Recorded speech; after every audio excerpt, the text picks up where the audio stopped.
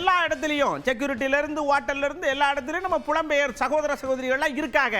அவங்ககிட்ட போய் ஐயா உங்கள் ஊர் விட்டு இங்கே வந்து வேலை வாக்கிய உங்களுக்கு இங்கே பாதுகாப்பு எப்படி இருக்கு, கரெக்டாக சம்பளம் தராவளா, சாப்பாடெல்லாம் நல்லா இருக்கா அப்படின்னு கேட்டோம். ஐயா யாதும் ஊரே யாவரும் கேளுன்ற மாதிரி பதில் சொல்லுதாண்டா. குடிசால தான் வந்தோண்ணா, வேலையெல்லாம் நல்லா இருக்குங்க. தமிழ்நாடுல நோ பிரச்சனை, எல்லாம் கரெக்டாக இருக்கும்.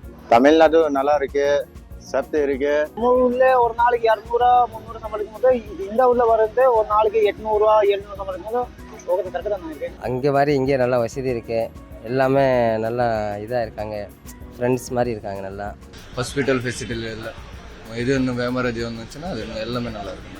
நல்லா பார்த்துட்டு இருக்கு, நல்ல சம்பளம் கொடுத்துருக்கு, நல்ல சாப்பாடு கொடுத்துருக்கு. டென்ஷன் இல்லைங்க, எல்லாருக்கும் நல்லதாக இருக்கு. பீப்புள் தமிழ்நாடு சூப்பர் நல்லா இருக்கு. ஊர்ல இருந்து இவ்வளவு தூரம் வந்து வேலை பார்க்கறதுக்கு காரணம் அதெல்லாம் அம்மா அப்பா பார்க்கணும்.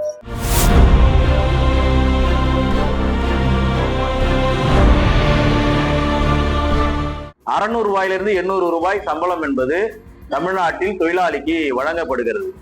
ஆனால் பல வளர்ந்த நிறுவனங்கள் என்ன நினைக்கிறது சொன்னா, வெளி மாநிலத்தில் வரக்கூடிய தொழிலாளிகளுக்கு 400 ரூபாய் வரைக்கும் அவர்களுக்கு கூலி வழங்கி இங்கேயே அவர்களை தங்க வைத்து வேலையை கூடுதலாக அவர்களிடமிருந்து பெற முடியும் என்ற காரணத்தினால் ஆயிரக்கணக்கான தொழிலாளிகளை இங்க இறக்குமதி பண்ணுகிறார்கள். உள்ளூர் மக்களோட வேலை வாய்ப்பை பறிக்கிற மாதிரி நம்ம சொல்ல முடியாது. இங்க ஆள் கிடைக்காதனால, பற்றாக்குறை இருக்கிறதுனால தான் நம்ம அடுத்தவங்களை வந்து வெளிமாநிலத்துக்காரங்களை வந்து நம்ம இது பண்ண வேண்டியது இருக்குது. நம்ம தோட்டத்துகளுக்கு வேலை கிடைக்கிறது இல்லை.